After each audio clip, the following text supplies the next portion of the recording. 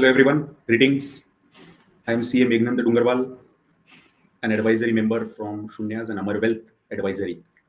Today, I am here to discuss a very special topic with all of you to take away key important lessons for your businesses, for your family, as well as non-family owned businesses, plus your clients, where you are also supporting them in various different capacities.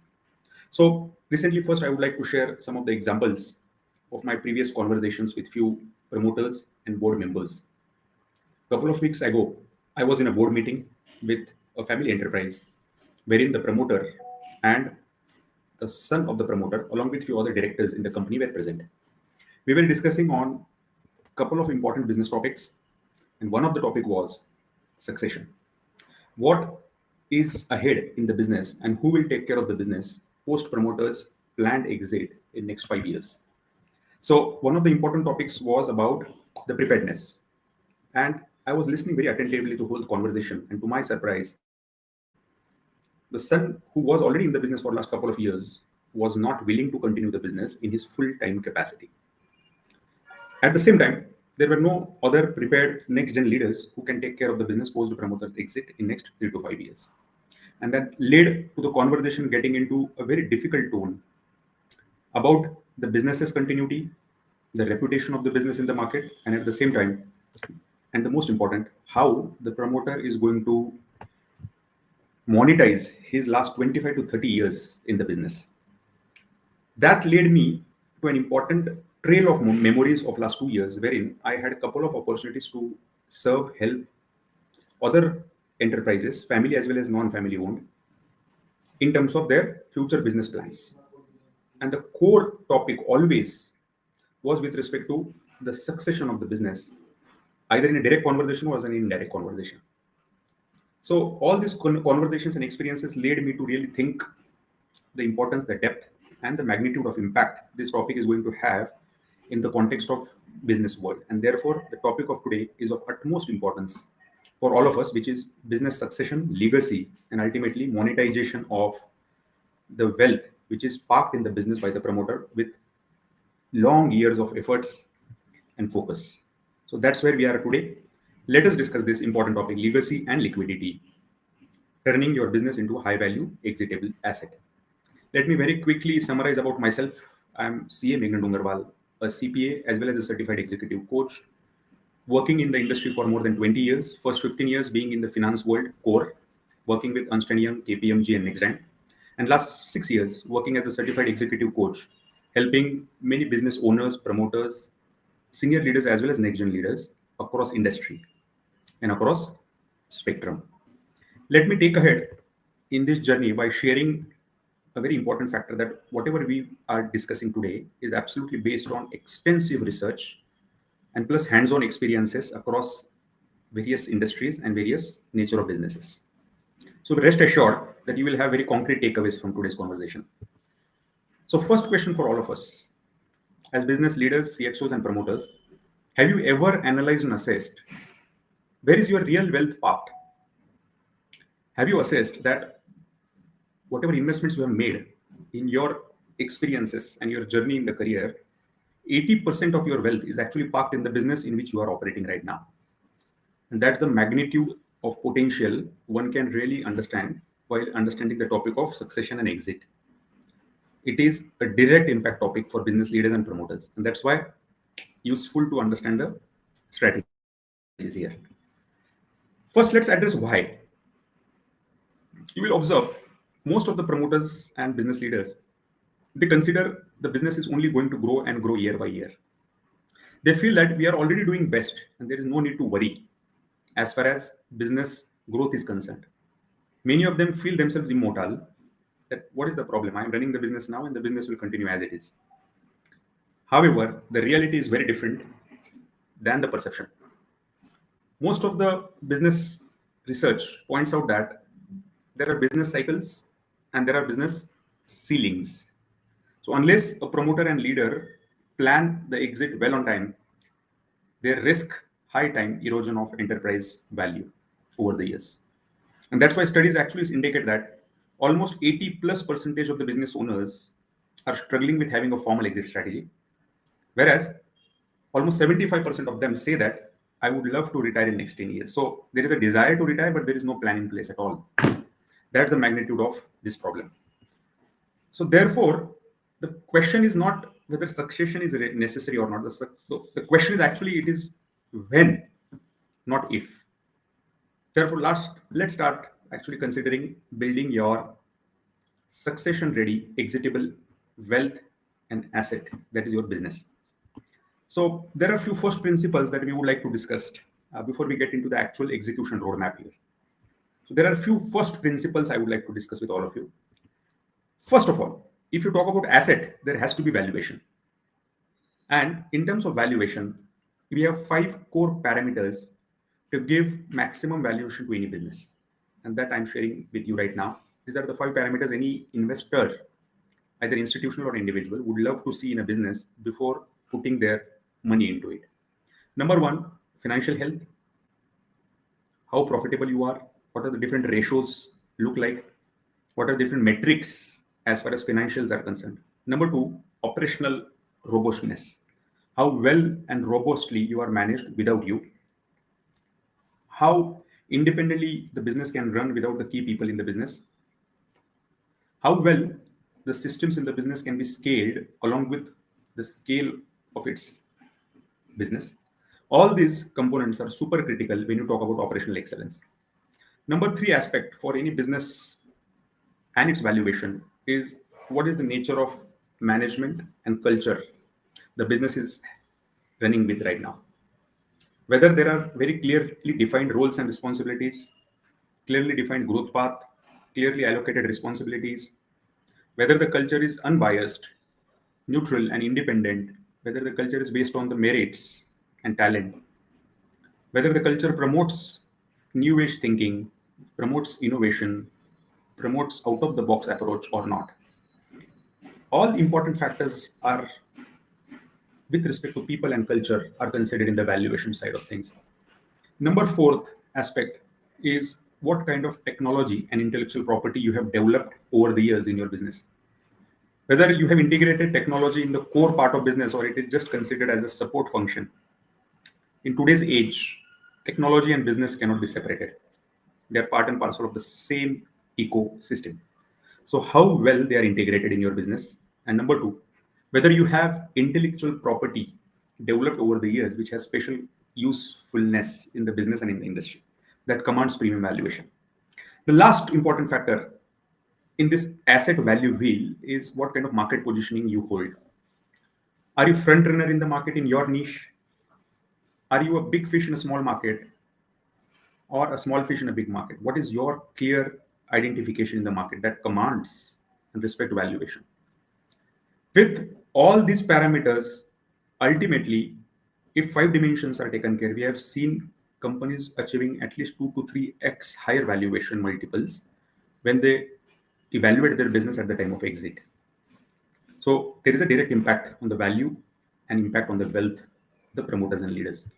Let me move further to give you some important hints about how a business is generally valued in the industry. So there are approximately 3 to 4, maximum 5 parameters. One, what is your profitability? Especially in finance world, we call it as EBITDA. What is your operating profit? What is your earning capacity from your operations, core operations? And what is the consistency over the years in terms of your operating profitability? Number two important aspect is what does your revenue mix look like? How much is recurring? How much is one time? Whether the recurring revenue is increasing year by year or not. Whether revenues are fluctuating every single year because of the non-recurring nature. What is the status there? Who are your long, loyal customers? That revenue model plays a very important role in valuation. Number three, do you solve a specific need which is very unique but not scalable? Or you solve a need which is going to increase year by year as you move forward. So that gives the confidence to the investor and to the successor that my business is going to get scaled because we are solving a very scalable need of tomorrow.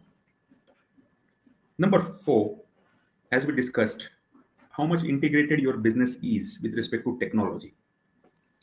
That gives a very important hint to an investor or a successor that we are prepared for tomorrow. We are prepared for future. And number 5, dependency. That is how much dependent your business is on special management. Whether management is only comprising of 1 to 2 few individuals, or there are a larger breadth of experts available in your business. So that dependence on very few people is a very alarming factor for a business to really create a premium valuation. So just to give you some hint, a business with good amount of recurring revenue command 2 to 4x higher valuation vis-a-vis a business which only depends upon one-off transactions. That's the importance of having a good revenue model. Now, on the side of management, as we discussed, if the business is only dependent on you and a very few of you, it is an alarming sign, which means a business cannot scale beyond those few people or the capacities of those few people. And it actually is an alarming sign from valuation standpoint. So, in crux, if you talk about succession and exit, you are not, in essence, building a simple business. You need to build a well-oiled, scalable machine, which includes strong management team, a good pipeline of next generation leaders, a clear succession plan, and most importantly, a very well-running, robust, standard operating procedures, SOPs. All of this clubbed together build a business which can be considered as a machine, and that demands and commands premium valuation in the industry. To close the first section, which is first principles, what is needed in a succession or an exit is a clean house, a clean business which can command a clean deal. When I say clean business, it means a clear vision for the business for next 5, 10, 15 years, where the business is moving, what problems it is going to solve, and whether the problem will really be relevant of tomorrow. Number 1. Number 2, whether the design of the business is really well structured, whether it is structured as far as tax efficiency is concerned, legal efficiency is concerned.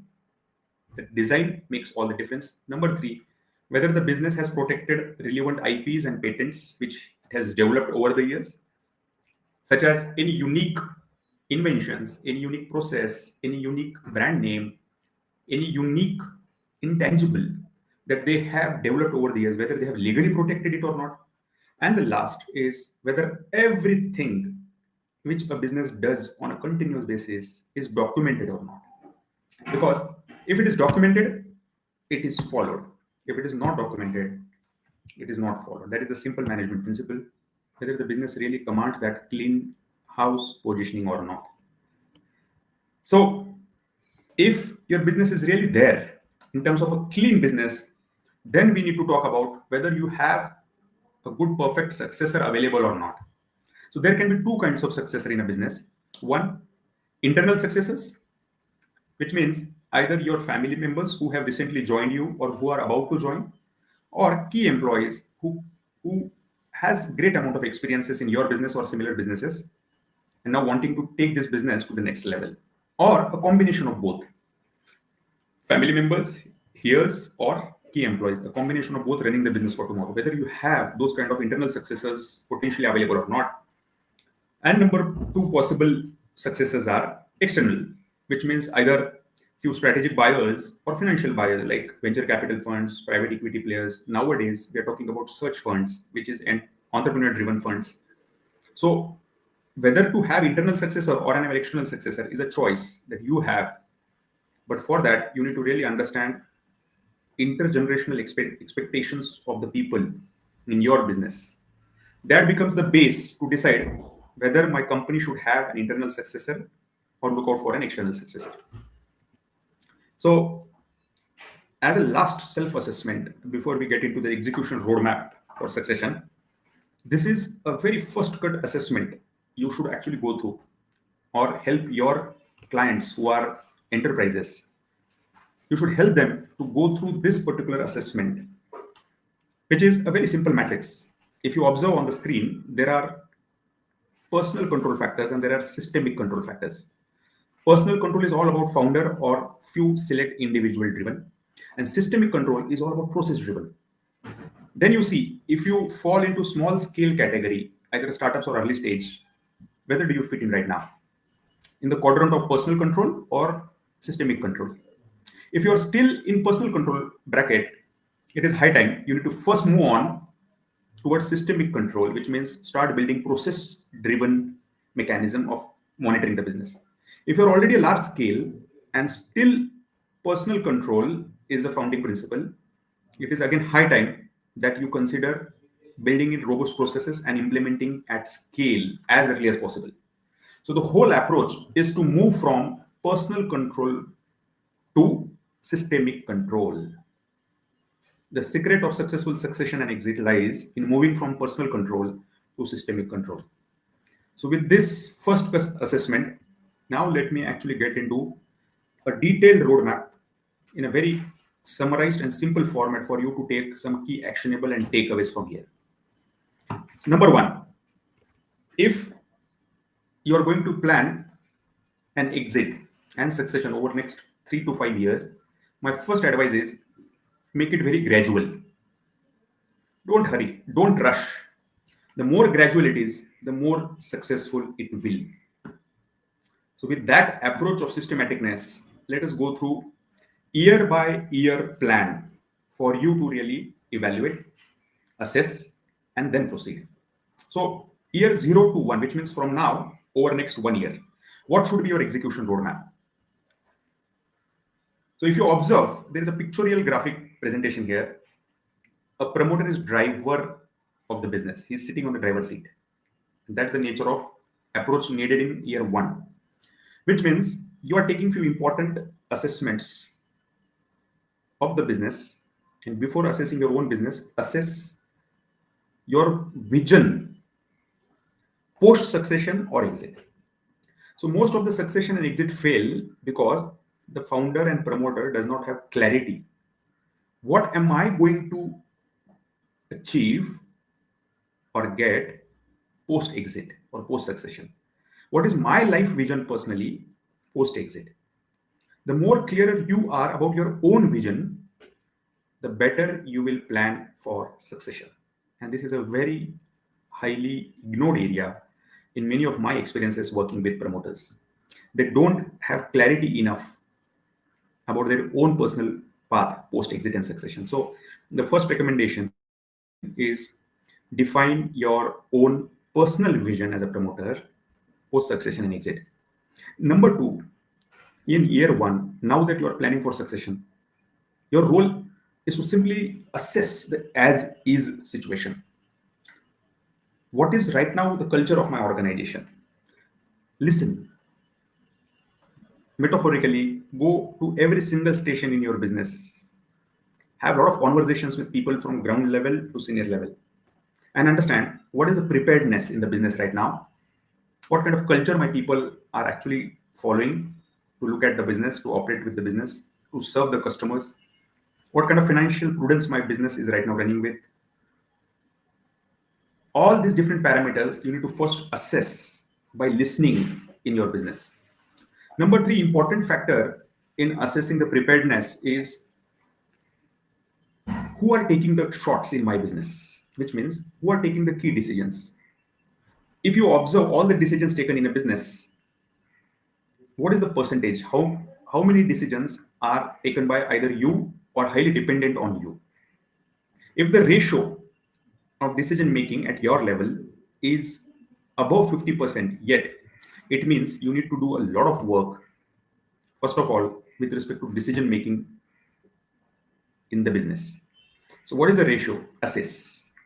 And most importantly, now that you are preparing for succession, start having few hard conversations in the business with your potential successors, potential next gen leaders. Have those conversations that what are their plans for future?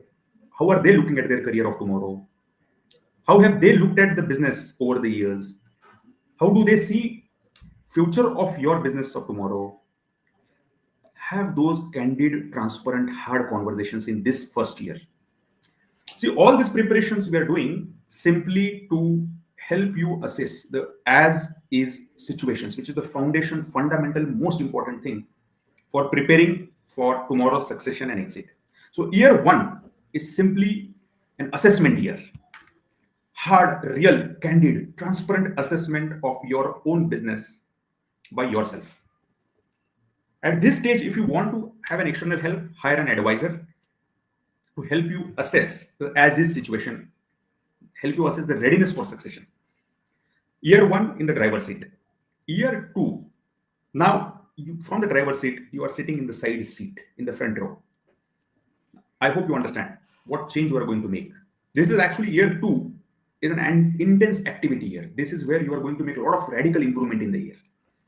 With a solid foundation of first year, where you have assessed a lot of strengths and gaps, you have assessed the readiness of people, you have assessed the decision making matrix, you have assessed the culture. Now you are ready to really drive a lot of improvements by being in the side seat, which means now, first and foremost, you will invite all the potential successors, internal successors especially, either your family members and key employees, to help now build a shared vision for the business. Till this time, you were seeing the future of the business and they were executing. Now the time is to spread this visioning and become a shared visionary along with your team members now. That is the time to start building vision beyond yourself. Once you have a good vision now, which is shared by the key people involved in the business, this is the time to actually now allocating hats to different next gen leaders of the business. First, you can try some cross rotations within the business so that your next gen team get good amount of exposure of different functions, departments, roles in the business, so that they see the full picture in the business first of all. Then maybe you might involve some co-leadership initiatives, which means two leaders, next gen leaders, work together and they define few actions, few decisions on a joint accountability basis. It is to actually promote collaboration and accountability, joint accountability culture in the business before succession itself. And once you have invited a few co-leadership projects, the next step is allocating few specialized focus areas. So for example, now you can allocate few key initiatives to few key individuals, such as digitization, such as customer experience, such as culture development in the company, such as efficiency and profitability improvement in the company, such as brand development and growth of the company. These specialized areas you can allocate between the next gen leaders who are available in the business, so that they get, first of all, an overall exposure and then very specialized exposure in 1 year. As you allocate the responsibilities, as you allocate the areas for their focus, it is also important that you give them some freedom within framework, so that they can take decisions based on the processes that they have defined for the business. So this is a most intense work we need to do in your business, which is standardize processes as much as you can, and then give freedom to your key people to operate within that standardized framework. This is delegation, effective delegation phase for the promoter and the leader. And the most important thing which comes after all these preparations is now start revamping the ownership and financial structure. What legal structure you follow as a business? Who are the shareholders? What kind of rights they have? What kind of decision making rights? Legal as well as operational. What is the structure of holding of the business? Whether you have only bootstrapped capital or borrowed capital, external capital, what kind of structure you want to now see for tomorrow in the business. All this thinking and strategy and benchmarking should start in year two. Till now, you might have been operated in a very intuitive and promoter driven or select people driven decision making matrix.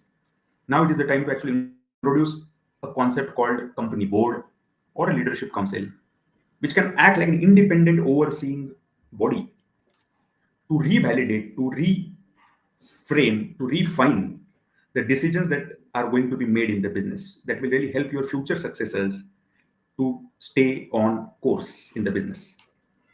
So all these preparations are nothing but absolute solid house building in the business.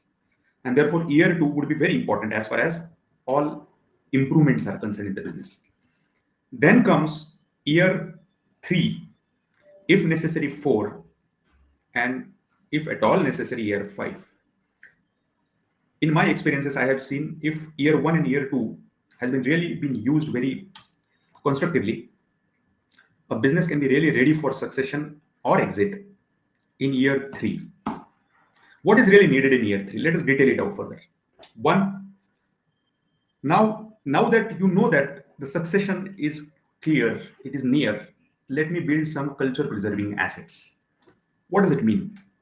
It means now seeing of tomorrow, if you are no more active, very active in the business, what kind of messages can still inspire your future generation of leaders as well as people employed in the business to carry the same culture as you have developed over the years? It might include, say, for example, some recorded stories, some customer feedback, some internal learnings which are recorded or documented for future references, some successes, some failures, some customer complaints, some employee feedback, exit feedback, in-house feedback, some advisory insights that you have received over the years. This is the time to actually document them, record them, and collate them as culture preserving assets for tomorrow. It will go a long way. Now comes the time when you should now design and decide what would be exactly my role post succession or exit. Do I want to remain a chairman in the company to mentor my next generation team for, say, for example, 3 to 5 years? Or I want an immediate exit? Or I want to play an advisor role for the company, no more an active role at all? Or I want to still keep one department, for example, strategy with me because I have a lot of interest in my business strategy. Whatever it may be, you need to take a very concrete call and immediately start playing out that role from year three onwards so that you are preparing from the backseat.